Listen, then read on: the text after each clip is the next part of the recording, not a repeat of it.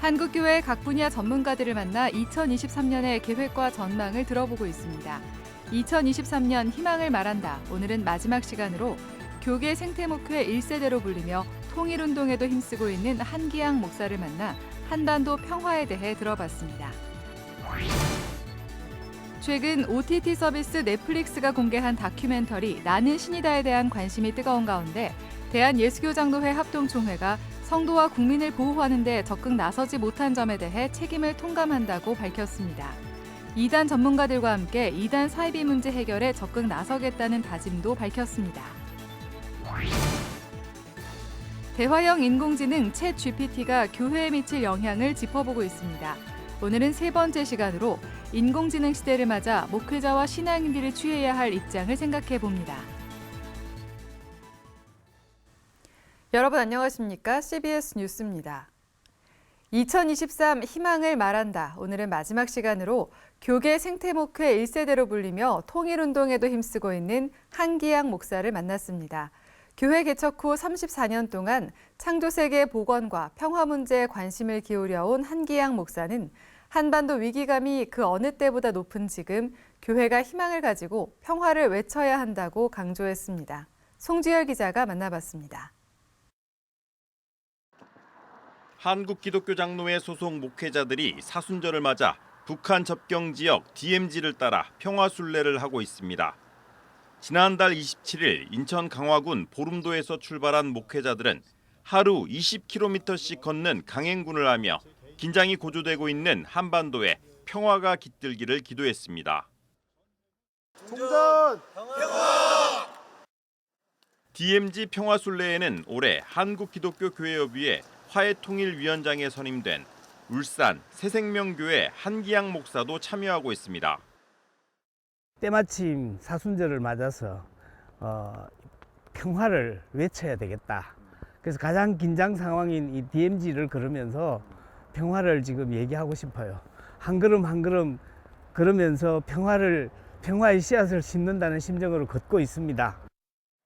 1989년 울산에 교회를 개척한 한 목사는 울산 환경운동연합을 창립해 지역 환경 문제 해결에 앞장섰고 교단 평화통일위원장과 교회협의회 화해통일위원 등을 지내며 한반도 평화조약 캠페인을 위해 북한을 20여 차례나 다녀오기도 했습니다. 34년 목회 여정이 생명과 평화의 순례나 다름없었습니다. 정말 생명과 평화를 사랑하는 교회가 되자. 그래서 생명이 훼손되는 현장, 그리고 평화를 세워내는 현장, 그곳에 우리 교회가 서 있자. 정전 70년, 여전히 전쟁이 끝나지 않는 한반도에 또다시 신냉전의 바람이 불어오면서 긴장감이 그 어느 때보다 고조되는 상황. 한기양 목사는 이럴 때일수록 하나님의 생명과 정의, 평화를 이 땅에 이뤄가는 교회들이 희망을 포기하지 말고 평화를 외쳐야 한다고 말합니다. 불의와 이 평화가 훼손되고 생명이 훼손되는 이 현장은 묵과해서는 안 된다. 우리 그리스도인들이 앞장서서 걷고 또 이것이 전 국민들에게 부흥으로 일어나서 정말 이제는 우리가 할 수 있는 일이 없잖아요. 북한 선교의 핵심은 남북이 화해를 이루는 일에 있다고 말하는 한기양 목사는 예수 그리스도의 십자가를 붙잡고 나아갈 때 남북 간 화해, 더 나아가 국론 분열을 극복해 평화를 이룰 수 있다고 말합니다. 주께서 말하자면은 우리 죄악 속에 빠져 있는 인간을 우리 예수 그리스도께서 십자가로 화해시킨 것과 같이 우리 역시도 이 땅의 그리스도인들이 그리고 교회가 정말 남남 갈등 혹은 뭐 남녀 갈등 온갖 지금 갈등이 지금 부추겨지고 있는 이 현실 속에서 화해를 얘기하고 함께함을 얘기하고 더불어 삶을 얘기하는 것이 주님의 평화가 아니겠느냐 그렇게 봅니다. 생명과 평화의 순례자 한기양 목사는 2주간의 DMZ 평화순례를 마무리한 뒤 국민들 누구나 평화운동에 참여할 수 있도록 한반도 평화협정을 촉구하는 범 시민운동을 시작한다는 계획입니다.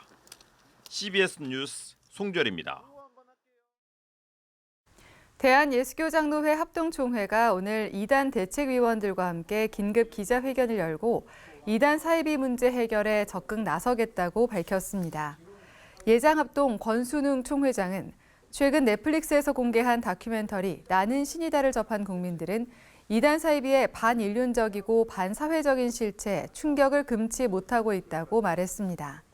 권순웅 총회장은 이어 오랜 기간 이단 사이비를 경계해온 한국교회는 그들의 실체를 인지하고 있었음에도 이단 사이비로부터 성도와 국민을 보호하는 데 적극 나서지 못한 점에 대해 책임을 통감하고 반성한다고 덧붙였습니다. 아울러 예장합동은 기자회견에서 이단 대책 전문가들과 함께 주요 이단 사이비 동향을 파악하고 국내외 이단 대책 세미나 개최, 이단 사이비 경계 책자 배포, 위장교회, 위장단체 공개 활동을 펼쳐나가겠다고 약속했습니다.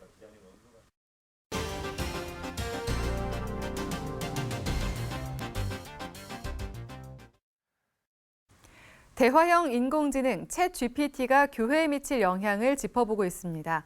오늘은 세 번째 시간으로 인공지능 시대를 맞아 목회자와 신앙인들이 취해야 할 입장을 생각해 보겠습니다. 이승규 기자입니다. 챗 GPT를 놓고 교회에서도 관심이 높습니다. 기독교인들이 구원과 부활 같은 신앙적 질문을 하면 챗 GPT가 막힘없이 무난한 답을 내놓기 때문입니다. 목회자와 신학자 등도 챗 GPT가 우리 신앙생활에 미칠 영향을 분석하는 설교와 담론을 이어가고 있습니다. 우리 앞으로 성큼 다가온 챗 GPT를 비롯한 인공지능 시대, 과연 교회와 그리스도인은 어떤 준비를 해야 하는지에 대한 고민도 함께 깊어지고 있는 겁니다. 우선 챗 GPT를 비롯한 인공지능의 한계를 거론하며 인간의 공감 능력 향상을 주장하는 목소리가 있습니다. 인공지능이 아무리 발달해도 삶의 경험이 없는 대답은 공허할 수밖에 없다는 겁니다. 부활이 희망이고 그게 우리의 믿음의 근간인데 그러면 나는 도대체 뭘 하라는 거야? 이거에 대한 답을 안 준다는 거죠. 근데 이거는 삶에서 고민해 본 목회자밖에 줄 수 없다. 그 한계는 AI가 못한다. 분별력을 강조하는 목소리도 높아지고 있습니다. 챗 GPT의 대답을 그대로 믿어 인용하지 말고 반드시 사실 확인 작업을 거쳐야 한다는 겁니다. 진짜 이게 분별력이 필요하겠구나. 이거 분별력 없이 갔다가는 이거 그대로 만약에 뭐 설교나 어디 강의나 이런 데 인용했다가는 이거 나중에 막 낭패당하겠구나. 그런 어떤 요소들도 많이 있더라고요. 챗 GPT를 비롯한 인공지능을 효율적으로 사용하기 위한 우리의 과제도 있습니다. 질문이 정답보다 중요한 시대라는 겁니다. 챗 GPT는 인간이 어떻게 질문하느냐에 따라 답이 확연하게 달라집니다. 정확한 답을 얻기 위해서는 자신이 원하는 것이 무엇인지 질문을 명확하게 하는 것이 중요합니다. 챗 GPT가 발달함과 동시에 인간이 질문하는 능력도 성장해야 한다는 뜻입니다. 이를 위해서는 더 많은 공부와 생각하는 힘이 필요합니다. 질문을 잘한다는 것은 그만큼 그 어떤 아젠다나 주제에 대해서 깊이를 가지고 있다는 얘기거든요. 그러니까 결국은 챗 GPT가 우리에게 모든 걸 다 해주는 만능의 신이 아니라 실질적으로 우리가 어떻게 대입하느냐에 따라서 반응하는 기계라고 본다면 결국 챗 GPT 역시 인간이 어떻게 사용하느냐에 따라 유익한 도구가 될 수도 있고 해가 되는 도구가 될 수도 있습니다. 그런 부분에 대한 준비를 목회자가 그리고 교회가 훨씬 더 공부를 많이 해야 된다. 그리고 앞서가면서 봐야 된다. 그리고 이걸 어떻게 극복하고 또 이것의 좋은 점은 어떻게 활용하고 그다음에 이것에 의해서 나타날 수 있는 병리적 현상은 어떻게 치료해야 될 것인가에 대해서 목회자들은 이미 챗 GPT를 비롯한 인공지능 시대가 도래한 만큼 무조건적인 반대가 아닌 이를 잘 활용하는 방향으로 나가야 한다고 입을 모았습니다. CBS 뉴스 이승규입니다. 한국 YMCA 전국연맹이 오늘 성명을 내고 윤석열 정부의 일제강제동원 피해자 배상해법엔 피해자의 목소리도 책임 있는 사죄와 반성도 없다며 즉각 폐기하라고 촉구했습니다. YMCA는 일본의 사죄와 배상은커녕 한국 정부가 스스로 돈까지 마련해 일본의 전쟁 범죄를 덮고 면죄부를 주려고 한다며 특히 사법부의 판결을 행정부가 나서서 뒤엎었다는 점에서 삼권 분립이라는 헌법의 근본 정신을 훼손했다고 비판했습니다. 이어 한국과 일본이 미래지향적 관계로 나아가기 위해서는 일본 정부와 책임 있는 기업들의 사과와 반성이 반드시 선행돼야 한다고 덧붙였습니다. 사단법인 국제사랑재단이 최근 제7회 영곡봉사대상 시상식을 개최했습니다. 영곡봉사대상은 고 영곡 김기수 목사의 삶과 정신을 기리기 위해 제정된 상으로 어려운 이웃을 돌본 개인이나 단체에 수여합니다. 해외 선교사 부문에선 오지 사역에 힘써온 미얀마 김동호 선교사와 브라질 강명관 선교사가 수상했으며 국내 사회봉사 부문에선 노숙인 사역을 펼쳐온 천안 하늘씨앗교회 김경애 목사가 상을 받았습니다. 수상자들은 앞으로도 사역 현장에서 소외된 이들을 돌보고 주님의 사랑을 전하는 사역에 힘쓰겠다고 전했습니다.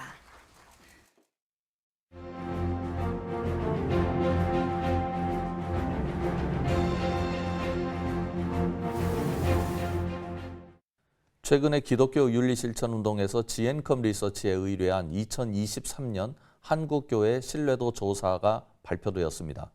여기에 눈에 띄는 결과가 있었습니다. 살펴보면 우리나라 3대 정단의 신뢰도가 이전에 비하여 낮아진 모습을 볼 수 있습니다. 가장 신뢰하는 종교를 묻는 문항에 대한 결과를 보면 가톨릭은 2020년 30%에서 이번에 21.4%로, 불교는 26.2%에서 15.7%로, 그리고 기독교는 18.9%에서 16.5%로 동반 하락했습니다. 그동안 기독교만 계속해서 하락되었는데 두 종단도 그렇게 다르지 않은 결과를 내놓고 있어서 대체적으로 종교적 영향력이 감소하고 있다는 우려가 생깁니다. 그런데 이것을 뒷받침할 특이한 결과가 있습니다. 종교에 대한 신뢰의 정도를 묻는 질문에 모름 혹은 무응답의 결과가 나왔는데 이 부분이 특이합니다. 2017년 24.1%이었는데 2020년에는 조금 낮아져서 20.7%를 보였습니다. 그러나 2023년의 결과는 완전히 다릅니다. 42.6%로 급상승했습니다. 약 2배입니다. 그런데 이런 결과가 여기만 나타난 것은 아닙니다. 사회봉사 활동 적극 수행 종교를 묻는 문항에서 모름 무응답에 대한 결과가 2017년 20.3%, 2020년 19.2%로 비슷하던 것이 2023년에는 39.8%로 거의 2배에 이를 정도입니다. 종교의 신뢰도를 묻는 문항의 결과와 다르지 않습니다. 그런데 이런 패턴은 한국 사회에 가장 도움이 되는 사회봉사 활동을 하는 종교에 대한 문항의 결과도 같은 패턴을 보이고 있습니다. 우리나라에서 탈종교적 현상이 가시화되고 있다는 사실을 보여줍니다. 그런데 이와 관련하여 우리가 주목할 만한 또 한 가지 조사 결과도 있습니다. 한국교회 탐구센터가 기독교와 교회에 대한 온라인상의 평가를 확인하기 위하여 목회데이터 연구소와 골든 플래닛에 의뢰해 지난 2021년 12월 17일부터 2022년 12월 16일까지 2022년 한국교회 주요 이슈를 분석한 결과입니다. 이 결과에 대해서 한국교회 탐구센터는 2020년 한 해 동안 교회는 우크라이나 전쟁에서 고통을 겪고 있는 피해자들을 위해 기도하며 성금을 전달하거나 이태원 참사 사건의 희생자를 추모하고 유가족을 위로하는 예배를 개최했다고 전하면서 특히 이태원 참사의 경우 약 한 달 반 정도의 단기간임에도 불구하고 교회 활동, 추모, 기도회, 예배 등으로 대중의 관심을 집중시켰다고 평가했습니다. 이어서 한국교회 탐구센터는 그동안 교회는 세계적 전쟁에 무관심하거나 사회적 재난에 도리어 희생자를 비난하는 식으로 사회 질타를 받았으나 우크라이나 전쟁과 이태원 참사의 경우 희생자와 유가족 곁에서 그들을 위로하고 추모하는 성숙한 모습을 보임으로써 종교의 사회적 기능을 잘 보여주었고 시민들에게 긍정적인 여론이 형성된 이슈인 것으로 확인된다고 분석했습니다. 이 두 가지 결과는 대한민국 사회가 한국교회에 주는 아주 중요한 메시지를 담고 있습니다. 보다 심층적인 분석이 필요하겠지만 한국 사회는 지금 친구를 찾고 있습니다. 아플 때 울어주고 가슴 아픈 자리에 함께 있어주는 그런 친구를 찾고 있습니다. 그동안 한국교회는 한국 사회로부터 친구 노릇하지 않는 모습을 보면서 외면당하고 있는 상황에 직면해 있었습니다. 한국 교회가 가야 할 길은 선명합니다. 예수님의 가르침을 다시 붙잡아야 합니다. 예수님은 모든 그리스도의 사람들에게 너무도 간결한 가르침을 주셨습니다. 하나님을 사랑하고 이와 같이 이웃을 사랑하라고 가르치셨습니다. 이제 교회는 교회와 함께 살아가는 이웃의 친구의 길을 걷는 것입니다. CBS 논평이었습니다.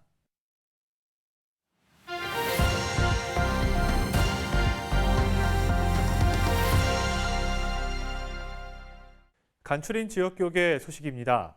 신용산교회가 시민들과 함께하는 정오음악회를 열었습니다. 예장합동 대경노회는 정기총회를 열고 신임회장을 선출했습니다.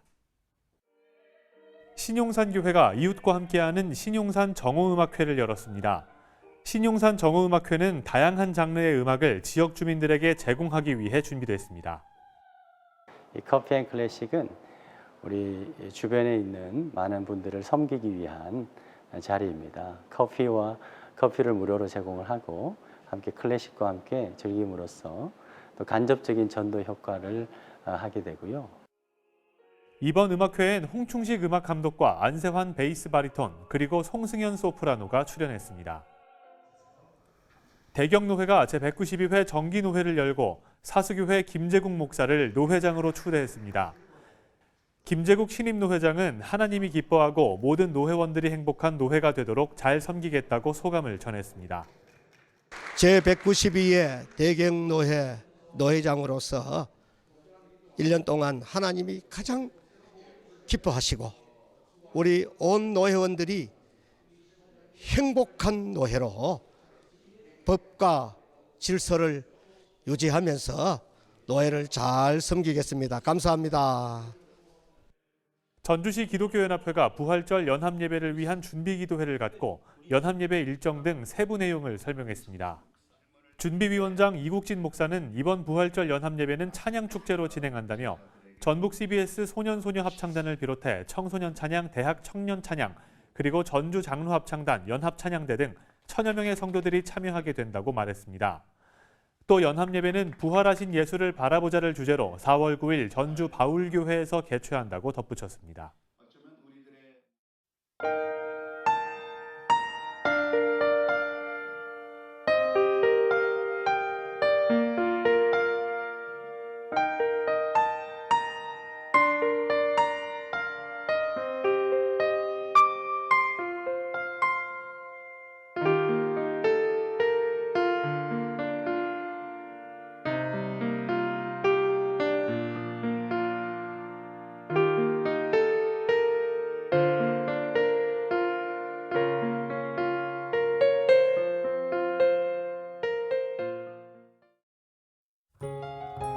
날씨입니다.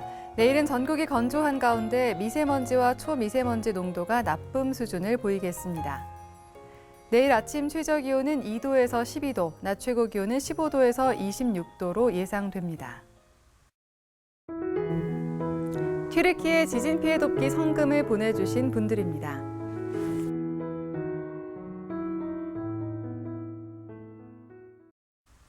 이상으로 뉴스를 마칩니다. 시청해주신 여러분 고맙습니다.